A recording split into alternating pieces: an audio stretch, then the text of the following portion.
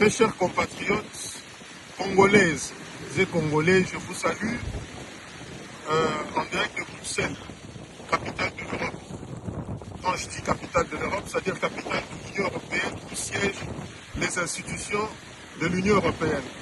Tout le monde sait que la capitale du Royaume de Belgique s'appelle Bruxelles. Donc, ça c'est pour les petits malins et les petits malines là. Alors aujourd'hui, je reviens pour vous exhorter, le vôtre, honorable Eric Kilunga, Kalunga Ikunga. Je viens vous exhorter de lire Proverbe 26, 4 à 5. Le livre de Proverbe 26, 4 à 5. Ça dit ceci.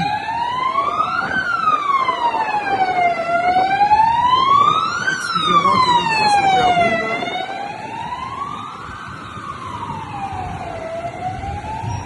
Ouais. Proverbe 4, 24, 26, excusez-moi. Proverbe 26, verset 4 à 5 dit ceci. Ne réponds pas à l'insensé selon sa folie, de peur que tu ne sois considéré aussi comme un insensé. Ça, c'est Proverbe 26, 4. Le verset 5 dit ceci. Réponds à l'insensé selon sa folie, pour qu'il ne soit pas sage à ses propres yeux. Vous voyez, hein, la Bible. Dans le verset 4 du chapitre 26, il est dit de ne pas répondre à l'insensé selon sa folie, de peur d'être considéré comme un insensé. Dans le verset 5, il est dit réponds à l'insensé selon sa folie, afin qu'il ne soit pas sage à ses propres yeux. Je pense que dans la province du Kasaï oriental, où nous sommes tous originaires, il y a beaucoup, pas beaucoup, je ne dirais pas beaucoup, parce que si je dis beaucoup, c'est donner une importance à ces personnes. C'est une infime minorité, à compter au bout des doigts. Hein. À peine ces personnes, parce qu'elles occupent certains postes de responsabilité en ce moment, croient devenir des donneurs de leçons, des notables, alors qu'il y a 20 ans de cela, 25, 30 ans, on ne pouvait même pas imaginer qu'ils peuvent être des notables. Mais qu'à cela ne tienne, vous n'allez pas forcer les gens à vous accepter. Comment vous allez intimider les gens, confondre la politique, la vie publique à la vie privée, se mêler de la vie privée des gens qui ne vous concernent pas parce que vous avez un accès des personnes qui n'en valent même pas la peine. Vous savez, dans la vie, lorsque vous lisez dans la tragédie des Rwandais, ce qui est arrivé au Rwanda, le génocide rwandais, il y a toujours un traître à côté de vous qui vous vendra et qui cherchera à vous manipuler. Vous savez que lorsque le génocidaire Paul Kagame était à 60 km de Kigali, il avait un proche à lui qui le trahissait, qui vendait toute leur stratégie à Juvenal Habyarimana, qui était président, encore président du Rwanda. Donc, j'illustre ça pour vous dire que dans la vie, il y a toujours des petits traîtres et qu'il faut prier le bon Dieu qui vous délivre de ces gens, que le Saint-Esprit de Dieu, quand vous l'implorez, qui vous révèle votre entourage, qui vous révèle les traîtres qui sont autour de vous.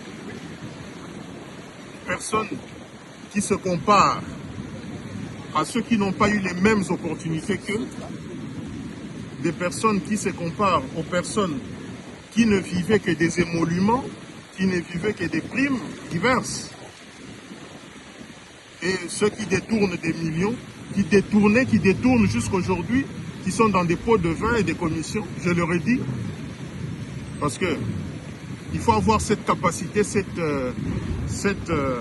don de connaître les gens, de connaître le jeu que jouent les gens et de faire semblant, faire la petite bête jusqu'à ce que vous le découvriez très bien.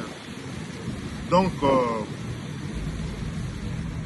c'est pour ça que je comprends la raison pour laquelle vous avez des personnes qui s'amusent, qui sont fiers de dire que c'est eux maintenant qui trônent autour du Kasaï oriental, au-dessus du Kasaï oriental, excusez-moi, qui trônent au-dessus du Kasaï oriental pour battre les uns et les autres et imposer leurs pions dans l'objectif d'effacer les principes des citoyens. Vous ne battrez personne, vous n'allez mater personne, vous n'intimiderez personne. Arrêtez avec vos mensonges, amis du président. Depuis, je ne sais pas, 4 ans, depuis que vous avez 4 ans, vous êtes toujours ami du président de la République. Vous jouez vraiment de ce président. Les gens peuvent être assis quelque part. Moi, je suis l'ami du président de la République.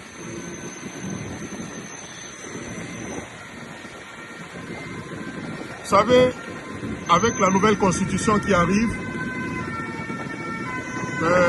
nous demandons au président de la République, son Excellence Félix Antoine Tshisekedi Tshilombo, de peser de son poids afin que les listes, qu'on ne vote plus les individus aux élections, qu'on vote les listes des partis politiques. Donc on peut aligner, je pense en Allemagne ça se fait comme ça, ça doit être en Allemagne, dans un pays européen, même en Belgique ici je crois. On vote les listes et c'est celui qui arrive avec plusieurs voix là, ceux-là c'est eux qui passent. Pour éviter le partage par moment des sièges, des circonscriptions. Où il y a, parce que les élections législatives de 2023 c'était du n'importe quoi. Pas parce que j'ai pas été réélu, mais parce que le Kasaï oriental est connu comme bastion de l'opposition, bastion de l'UDPS, à l'époque bastion de l'opposition. Comment est-ce que des petits partis mallettes peuvent venir gagner les élections là-bas? Et ça réjouit certaines personnes. On appelle ça union sacrée de la nation. Que le président pèse, pas parce que c'est moi, que Loupatapata, Niabi, Katanda, toutes ces circonscriptions-là puissent revenir à l'UDPS par les élections. Si ce sont les autres regroupements ou des partis mallettes qui sont là, qu'on voit comment ils vont se démerder à ces élections-là. Et la ville d'Ombushimai. Et il en est ainsi pour Kinshasa, pour Lubumbashi, pour Kisangani, pour Mbandaka, pour Kindu, pour partout d'ailleurs. Afin que cela puisse réduire sensiblement le nombre de partis politiques mallettes qu'il y a chez nous. Donc, c'est ça. J'annonce, pour terminer, mon grand retour en République démocratique du Congo. J'étais déjà là parce que c'est chez moi, mais mon grand retour à Mbujimayi, à Loupatapata, pour parler de la nouvelle constitution qui va mettre la République démocratique du Congo définitivement sur les rails. La population doit s'approprier de cette opinion, de ce grand projet, de cette volonté du président de la République qu'il a déjà exprimé en fin 2024 à Lubumbashi et dans d'autres circonstances, même pendant les élections, la campagne de 2023. Donc, d'ici la fin de ce mois de mars, début avril tout au plus, j'annoncerai, vous connaîtrez la date de mon retour, Dieu voulant. Parce que nous remettons entre les mains de Dieu. Comme l'a dit un grand artiste de mon pays, Fally Ipupa DiCaprio, ils lui ont souhaité du mal, mais Dieu l'a transformé en très bien. Donc, vous faites des choses, vous croyez humilier, vous croyez diminuer, vous croyez effacer les gens, vous croyez faire du mal, mais vous faites totalement le bien. Vous faites le bien à ces gens-là parce que vous enlevez une pourriture, une gangrène autour de ces personnes. Que Dieu vous bénisse. On se reparlera lorsqu'il y aura une autre actualité. Merci beaucoup.